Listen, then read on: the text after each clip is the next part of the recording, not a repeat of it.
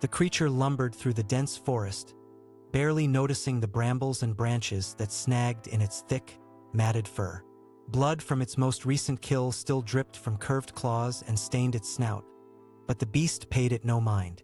The hunger was already stirring again, gnawing at its insides. It needed to eat, to hunt. The beast made its way up the mountainside with loping strides, effortlessly traversing the rugged terrain it had roamed for decades in solitary silence. The humans rarely ventured this deep into the forest anymore, not since those incidents years ago. But sometimes, when the hunger grew too intense to ignore, the creature would range out closer to their settlements, drawn by tantalizing scents on the wind would smoke, cooking meat, and beneath it all, the maddening aroma of living prey.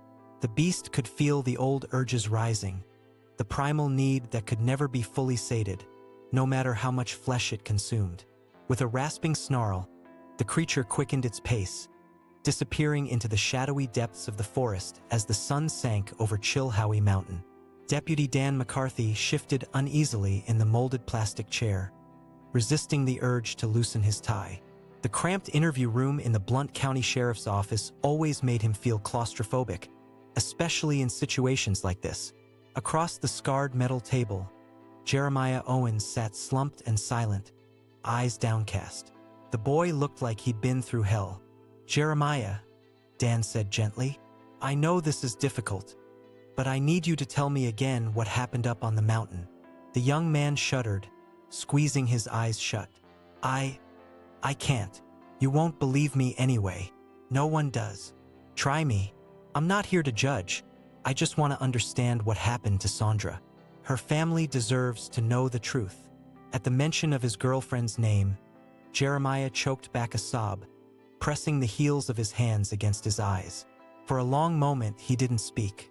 "We wanted to go camping," he finally said, voice trembling. "Just a short hike up the mountain and an overnight trip to get away for a bit. I'd heard rumors about that place, things that happened years ago, but I didn't really believe them." Dan waited patiently, giving Jeremiah time to gather himself. The look in the kid's eyes, haunted, traumatized, was painfully familiar. Dan had seen it before over a decade earlier on the face of his own Uncle Joe. The memory made his blood run cold. "It got dark faster than we expected," Jeremiah continued haltingly. "We were trying to make our way back down to the truck when we heard it. Something big moving in the trees. At first I thought maybe it was a bear, but the sounds it made, it wasn't like any animal I've ever heard."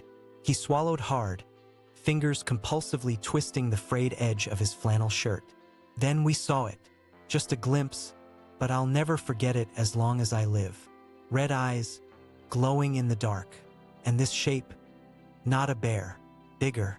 It was coming right for us." Dan's mouth went dry as Jeremiah related what happened next. The frenzied flight through the forest, clambering over rocks and deadfalls, all the while hearing the thing crashing through the brush behind them, snarling and roaring. How Sandra, running a few steps behind, had suddenly screamed and then gone silent. "I looked back and she was just gone," Jeremiah said numbly. "I tried to find her. I swear to God I did. But that thing, it came after me. I could hear it right behind me. Panicked. I ran and I didn't stop running until I hit the highway." He looked up at Dan, eyes pleading. "You have to believe me. I would never hurt Sandra. I loved her. It was that thing up on the mountain that got her. The same thing that killed those people all those years ago. It's still up there." He believed Jeremiah, crazy as the story sounded. It was just too similar to what had happened that bloody Christmas Eve when Dan was only a boy. Pushing back his chair, Dan stood up and forced a reassuring smile. "I know you're telling the truth, Jeremiah. We're gonna get to the bottom of this, I promise you. Why don't I go grab you a coffee and then we can—" The door to the interview room burst open and Sheriff Keegan stormed in, his weathered face grave. "McCarthy, we just got a 911 call. Another hiker's gone missing up on Chilhowee. A solo backpacker, real experienced outdoorsman type." Dan's blood turned to ice water in his veins, but he kept his expression carefully neutral. "Any signs of foul play?" Keegan's lips compressed into a grim line. "You could say that. The first responders found the guy's campsite just off the trail, tent shredded to ribbons, blood everywhere. He glanced at Jeremiah, slumped and ashen in the chair, and lowered his voice. "It's just like before, Dan. Just like your uncle's case. I thought we were done with this shit." But he didn't finish the thought, but he didn't need to. They both knew what had to be done. Dan squared his shoulders, already mentally cataloging the gear they would need. "I'll get a search party together. If we head out now, we can make the trailhead by." Keegan cut him off with a sharp shake of his head. "Not this time. I already called the state police. They're sending in a tactical team and canine unit. Whatever's up on that mountain, I'm not risking any more of our people." His expression softened slightly. "I know this is personal for you, Dan, but I need you to sit this one out. Let the Stotties handle it." Dan started to protest, but the look in Keegan's eyes brooked no argument. Acquiescing with a tight nod, he turned back to Jeremiah. "Sit tight. Okay. "I'll be back soon to finish up here." Jeremiah barely acknowledged him, lost in a 1,000-yard stare, no doubt reliving those terrible moments on the mountainside. As Dan followed Keegan out into the hallway, a feeling of grim foreboding settled in his gut. He couldn't shake the uneasy sense that history was repeating itself, and that this time, the outcome would be even worse. Somewhere up on Chilhowee Mountain, a primal evil was stirring, hungry and waiting, and God help anyone unlucky enough to cross its path. "So what exactly are we dealing with here, Sheriff?" Sergeant Hank Ridley of the Tennessee State Police SORT team ran a hand over his close-cropped gray hair as he climbed out of the driver's seat of the tactical van. Around them, the police staging area at the base of the trail buzzed with tightly leashed armed officers checking weapons and gear, canine handlers guiding their sable-coated German shepherds from the transport truck, EMTs and park rangers clustered in small knots, talking in low voices. Despite the warm June sunshine, there was a palpable undercurrent of unease in the air. Even the birds in the trees seemed oddly subdued, their chirping intermittent and pitched with an almost discordant edge. Something felt unmistakably wrong. Sheriff Keegan surveyed the assembled teams with troubled eyes. Over the course of his 30-odd years in law enforcement, he'd seen his share of bad scenes, hunting accidents, meth lab explosions, even a couple of particularly gruesome homicides. But nothing quite like this. Nothing that sent the same thrill of deep, primordial dread down his spine. "Honestly," he replied, turning to meet Hank's probing gaze, "I'm not entirely sure. The pattern matches some animal attacks we had in the area about 10 years back. A hiker and a local woman both torn to pieces up on the mountain, just shreds of clothing and bone fragments left behind. Feds thought it was probably a bear that came out of hibernation early and got territorial." He paused, frowning. But off the record, it never quite added up. The scene was too violent, too savage. And there were some mighty strange details that didn't make it into the official reports. Keegan shook his head, as if banishing the memory. "Point is, I'm not taking any chances this time. Whatever's up there, I want it found and dealt with ASAP, before we have to send out any more body bags." Hank nodded grimly, his craggy face betraying no hint of skepticism at the ominous description. When you'd been in the game as long as he had, you learned that the world had teeth, and that there were predators in the shadows that didn't always fit into neat taxonomic categories. He turned to bark orders at his assembled team. "Listen up. We've got a missing hiker and probable wildlife threat somewhere on this mountain. Our job is to locate and extract the civilian if possible, and neutralize any hostile animals we encounter. We'll be splitting into 3 squads to cover more ground." As Hank laid out the search grid and protocols, Keegan couldn't tamp down the knot of dread in his stomach. His eyes drifted to the dense tree-line, shadows pooling between the striated trunks. He couldn't shake the feeling that something was watching them from that primeval dark, something old and hungry and full of malice. Unclipping his radio from his belt, he turned away and muttered into the handset, "Dan, you reading me? Over." The reply crackled back a moment later. "I'm here, boss. What's the situation? Over." Keegan glanced back over his shoulder at the SORT officers fanning out into the trees, weapons at the ready. Strike team is gearing up to head in now. Should be starting the sweep any minute. Just keep the coffee hot and the holding cells ready. Okay? Got a bad feeling we might need M before the day is out. Over. There was a weighted pause before Dan replied, his tone heavy with unspoken understanding. Roger that. We'll be standing by. And Sheriff, you watch yourself up there. Stay safe. Over and out. Keegan clipped the radio back onto his duty belt, trying to ignore the icy rivulets of unease trickling down his spine. In the distance, a guttural bang rose from the tree line, setting his nerves instantly on edge. The canine team picking up a scent. It was going to be a long day on Chilhowee Mountain. And if Keegan's instincts were right, the true nightmare was only just beginning. The forest closed in around the search team like a living thing, shadows and shifting leaves conspiring to hide the sun. Hank took point, his M4 carbine held ready as he scanned the uneven ground ahead. The dogs ranged out to either side, eerily silent as they worked the dense brush. It wasn't the first time Hank had hunted dangerous game in a baffling wilderness. 2 tours in Vietnam had taught him the jungle's sly and myriad ways, how it could camouflage both allies and enemies, harboring unseen horrors until the critical moment. Even now, 40 years on, there were still nights he woke up in a cold sweat, the screams of ambushed comrades echoing in his ears. This was different, though. There was something uniquely unsettling about these deep Appalachian woods. The humidity lay heavy and still, devoid of birdsong, thick with the smell of rotting vegetation and that unmistakable coppery tang of old blood spilled. They'd been slogging uphill for close to an hour, tracing faint game trails choked with briar, when Hank's point man, a lean and grizzled trooper named Deke, suddenly raised a fist.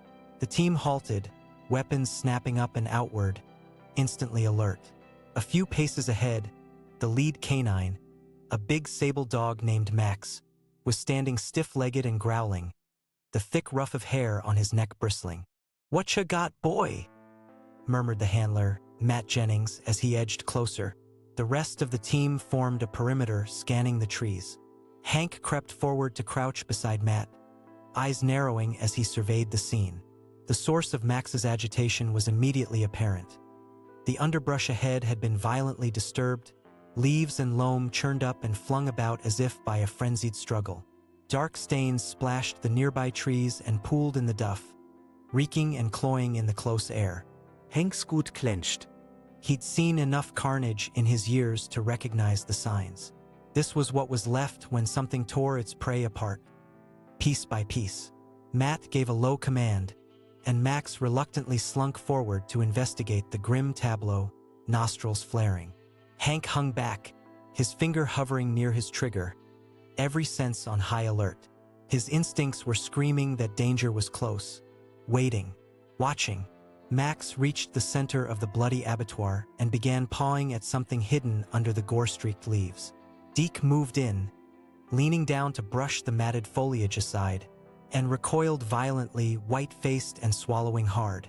Jesus Christ. Hank was already striding forward to see for himself, his heart slamming against his ribs. What little was left of the hiker lay scattered across the forest floor in ragged pieces, denim and flesh, bone shards and loops of glistening viscera. It looked as though he'd been torn limb from limb by impossible force. "Okay, this just became a recovery operation," Hank barked over the gasps and curses of the team. "We're pulling back. Let the crime scene guys handle." Max let out a high, keening whimper and bolted, nearly wrenching free of Matt's grasp on his harness. An instant later, Hank heard it. A guttural snarl, rising from the cloaking underbrush not 30 yards away. Something huge was moving through the trees, coming straight for them. "Stand to, boys!" Hank roared, swinging his rifle to bear as he backed toward the team's tightening defensive perimeter. Whatever this thing is, it's still here. A blood-curdling roar shook the forest and Matt abruptly screamed, high and agonized. Hank whirled just in time to see an enormous blur of matted fur and rending claws explode from the brush to the left, seizing the canine handler and flinging his savaged body aside like a broken doll. Max never even had a chance to lunge before a single, skull-crushing blow from a massive paw stilled him forever. Utter chaos erupted as the creature spun to face them, rising onto its hind legs with a seismic bellow. Couldn't be real, this towering beast, the very stuff of primordial nightmares.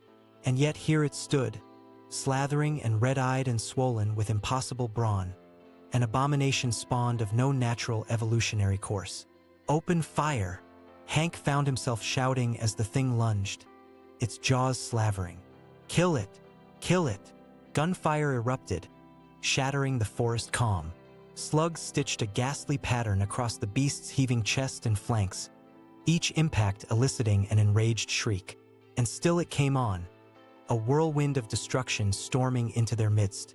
Deke was the first to go down, a single swipe of scythe-like claws decapitating him even as his finger convulsed on his rifle's trigger.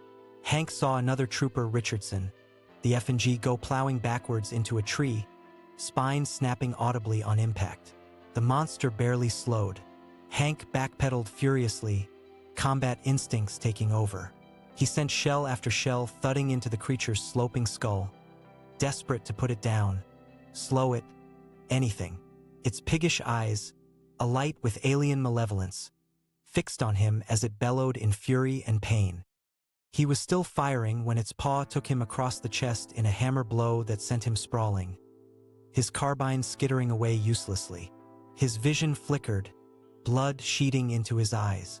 Through the crimson haze, he dimly glimpsed the last two troopers spraying the beast with futile fire before being ruthlessly torn apart. Somehow, impossibly, he was still breathing as the hulking shape loomed over him, blotting out the light. Its fangs gleamed among the matted ropes of fur. Even now, with its hot, fetid breath washing over him, Hank's stunned mind struggled to process the sheer unreality of the thing. What in God's name was it? Where had it come from? He would never know. The beast's jaws yawned wide, and the dwindling spark of conscious thought surrendered to pain and then to a merciful, all-consuming dark. The silence that settled over the bloodied clearing was broken only by a last spasm of crackling gunfire as the creature crushed the remaining weapons beneath its bulk. Gore-streaked and bullet-pocked, it swung its massive head low, scenting the air and releasing a rumbling growl. Then, with a flex of prodigious muscle, it turned and lumbered back into the sheltering trees, leaving the ravaged corpses and the reeking copper tang of carnage behind. The devil of Chilhowee Mountain had tasted blood anew, and it was still ravenous. Multiple casualties. I repeat, multiple casualties, at least 4 Kia. Code Black. Requesting immediate medevac and backup at these coordinates. Sheriff Keegan's shoulder mic crackled with overlapping voices, tight with urgency and barely leashed terror. In the background, he could make out the percussive thump of rotors as a life flight chopper descended toward the mountainside. Park rangers and EMTs scrambled in organized chaos around him, hastily assembling trauma kits and rescue gear. Keegan himself stood rooted in place, his weathered face ashen and slick with sweat. He stared fixedly at the tree lean, the radio handset in his white-knuckled grip forgotten. This was the call no lawman ever wanted to get, the scenario that was the stuff of his most hellish nightmares. And now it was all coming to pass on his watch in his backyard. "Boss!" A tentative voice at his elbow jarred him back to the horrific reality at hand. Dan McCarthy stood beside him, his own expression strained and grim. "First transport is 2 minutes out. They're saying, it sounds pretty bad up there." Keegan ran a trembling hand over his mouth, trying to center himself, to still the mounting dread. "The TAC team." Dan looked away, jaw clenching. No word yet, but judging from the radio traffic. He trailed off, leaving the awful truth unspoken. Keegan nodded curtly, steeling himself. "Right. I want you coordinating ground support from here, getting the ambulances and the crime scene tech staged as soon as we have a landing zone. And see if you can raise Hank on the horn. Find out just what the sweet hell went so wrong up there." "On it." Dan hesitated, then leaned closer, lowering his voice. "Chief, you don't really think this is what it looks like, do you? I mean, another animal attack, after all this time." Keegan met his deputy's troubled gaze. seeing his own stark fear mirrored there. I don't know. I truly don't. But something killed those men up on that ridge, tore them apart like... He broke off, swallowing bile. Until I see different, I have to assume the worst. Just like last time. Dan paled but nodded slowly. They both vividly remembered the gruesome specifics of that long-ago Christmas nightmare, and the haunted, red-rimmed eyes of the sole survivor as he recounted a story too awful to be believed. Forcing the ghastly memory aside, Keegan turned his attention back to the rescue effort, barking orders and marshaling his people with a grim efficiency born of decades on the job. In the back of his mind, though, a small, insistent voice kept whispering the same dread-laced refrain. Not again. Please God, not again. But the crimson evidence already staining that fog-shrouded peak told a different story. The beast of Chilhowee was back. And this time there would be a reckoning. No one saw the creature creep back into town under the cloak of nightfall, its matted pelt still reeking of gore and cordite. With preternatural cunning, it kept to the shadows, shunning street lamps and slinking unseen past darkened houses. Its destination was a ramshackle cabin at the edge of the woods, a place long abandoned by its human occupants and slowly being reclaimed by the forest. The rotting door hung askew as the beast shouldered inside, the fetid stench of decay rising from the mildewed walls. Decades earlier, Joe Walker had lived here, drinking away his meager earnings until that final Christmas when he ventured up onto the mountain and encountered something dark and hungry waiting there. He had tried to explain, babbling to anyone who would listen about the glowing red eyes and the guttural growls that had erupted from the shadows to brutally claim Jenny Orland's life. But no one had believed his wild tale, not even his own kin. So Joe had returned here, to his squalid sanctuary, half mad with grief and guilt, his frightened whispers of the beast dismissed by the town as drunken ravings. Until the night he had vanished, leaving nothing but a spent shotgun shell and a spatter of blood in his wake. The old-timers still spoke of seeing something huge and hulking around the cabin in the weeks following his disappearance. But even the most superstitious of them could never have imagined the truth, that after stumbling into its forest domain and miraculously escaping with his life, Joe had succumbed to a peculiar, imperceptible sickness. That with each passing day, he'd felt his mind and body contorting, an alien blood hunger overtaking his every waking thought. That in his last lucid moments, he'd realized the terrifying reality of the change stealing over him and embraced it with a defiant, whiskey-soaked whoop. Now, slouching heavily across the derelict room that still housed a few moth-eaten scraps of Joe's existence, the creature that had once been a man lowered its bulk onto the creaking boards with a guttural sigh. The rage of the hunt was passing, its feral bloodlust momentarily sated by the lives it had rend on the mountainside. An almost pensive look flickered across its grotesque face as it surveyed the moldering trappings of its former identity. Did some part of it still remember the frightened young deputy who had stood in this very cabin all those years ago, pleading desperately with his uncle to tell the truth about what he'd experienced? Did a trace of Joe Walker's humanity still linger behind those piggy, glowering eyes? If so, it was buried deep, drowned out by the seductive call of the hunt, the gnawing compulsion that had driven the beast to slaughter with increasing boldness and savagery. Its otherworldly cravings could never be fully quenched, a fact made all too clear by the steaming gobbets of flesh still clinging to its muzzle. Settling back on its haunches, the creature released a rumbling growl, its nostrils flaring at the distant scent of fierce sweat and gun oil rising from the town below. There would be more intruders in its domain come daybreak, it knew. More pitiful sacks of meat to rend and crack and feast upon. The beast of Chilhowee bared its gore-caked fangs in a terrible smile. Let them come, the frightened fools with their useless weapons and their screaming metal birds. It would feed until the very mountain ran red. And no one, not the police, not the awestruck locals, and certainly not that broken-hearted boy who smelled so tantalizingly familiar, would stand in its way. The pall over the sheriff's office was funereal as Dan McCarthy sat hunched at his computer, mechanically cross-checking missing persons reports against the grisly photos slowly filtering back from the mountain crime scene. The victims had finally been identified: 4 state police officers, physically imposing and well-armed men, reduced to so many piles of shredded meat. One of them had been Hank Ridley, a 20-year veteran and good friend to the department. Dan had admired Hank tremendously, the steadiness and experience he brought to the job. To imagine him cut down so brutally, so senselessly, he scrubbed at his burning eyes, trying to banish the gruesome images. Weariness clung to him like a shroud, the product of 36 hours without sleep and a gnawing, soul-deep dread. It was all happening again, a recurring nightmare made horrifically real, just like it had with his Uncle Joe. The thought made Dan's gorge rise. He could still vividly recall that long-ago Christmas morning, creeping downstairs to find his house transformed into a slaughterhouse, blood-spattered tinsel strewn obscenely across the pulped ruin of a body bag. The frantic rush to the hospital where Joe lay raving, his wounds inexplicable, his eyes red-rimmed and rolling. The way the adults had spoken in hushed, fearful whispers of bears and impossible things in the woods. As a boy, Dan had been too young to parse the meaning behind those whispers, too shocked by the carnage to do more than numbly accept the terrible events as some kind of tragically random animal attack.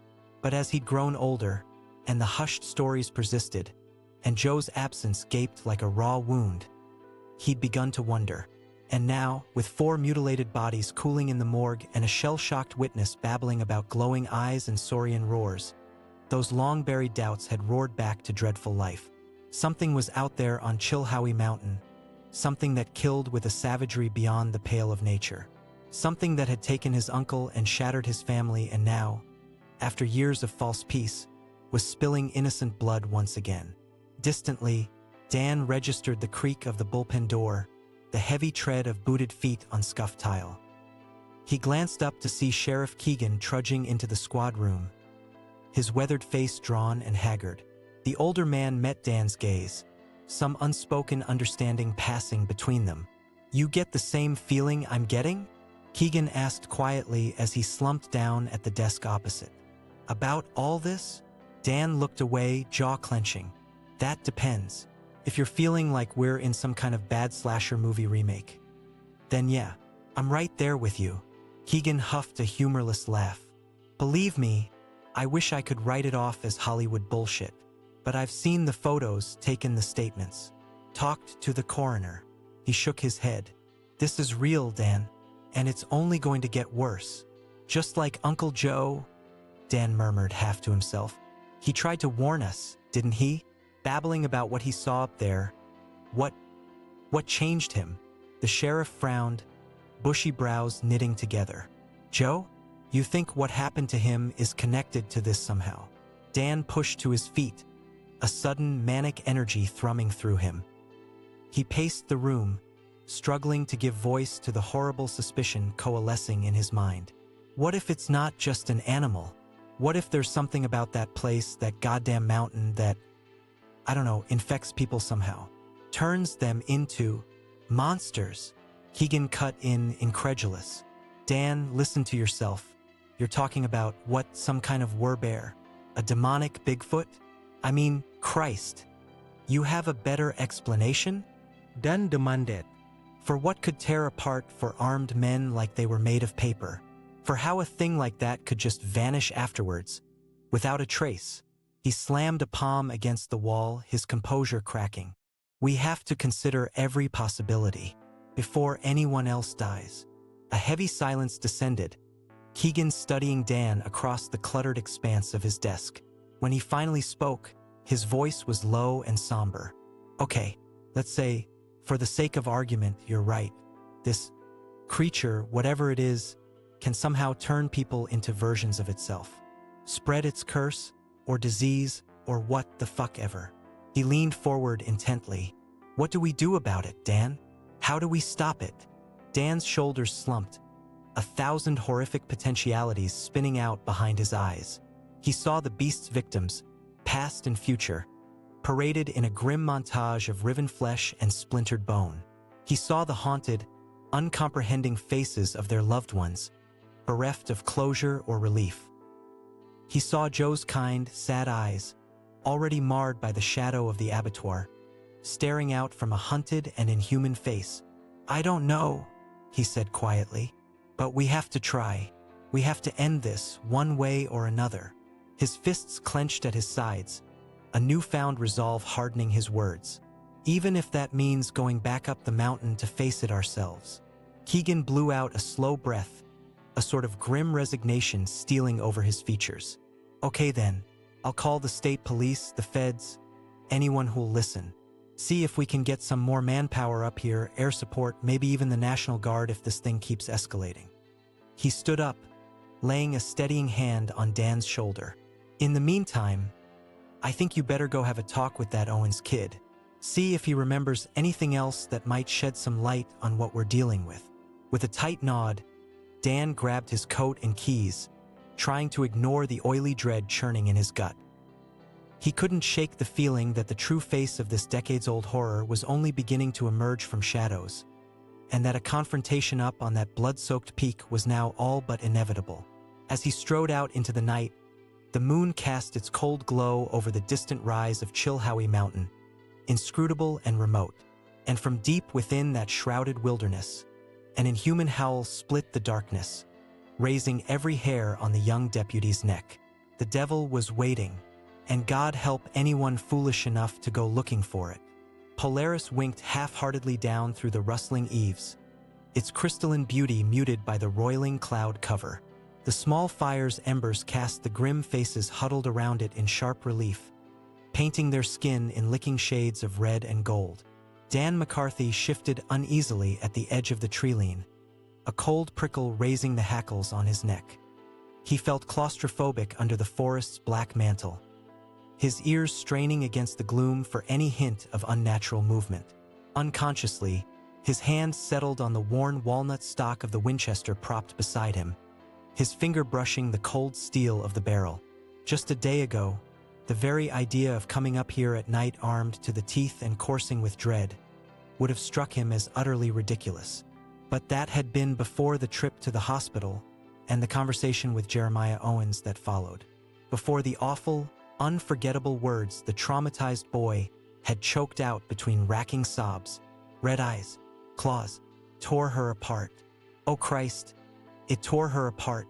Now, as he crouched in the dark mere yards from where Sandra Prescott had drawn her last gurgling breath, those disjointed fragments were all Dan could hear, pounding in his brain like a demented mantra.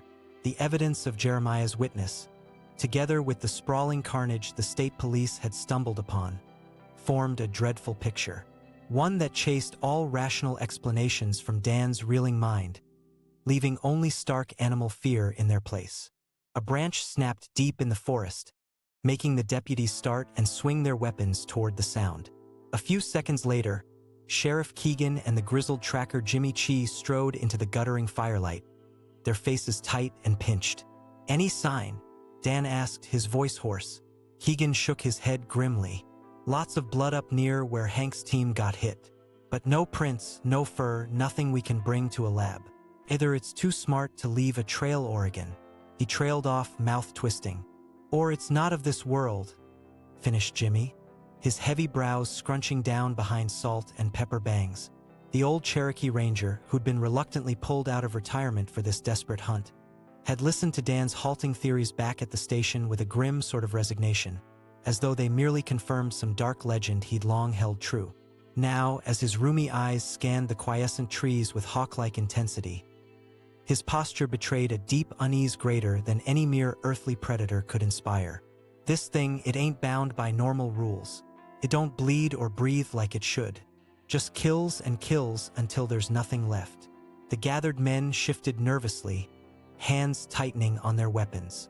Behind them, the piled gear they'd hauled up the slope, heavy rifles, flares, even a Vietnam-era flamethrower donated by the VFW lay ready and waiting.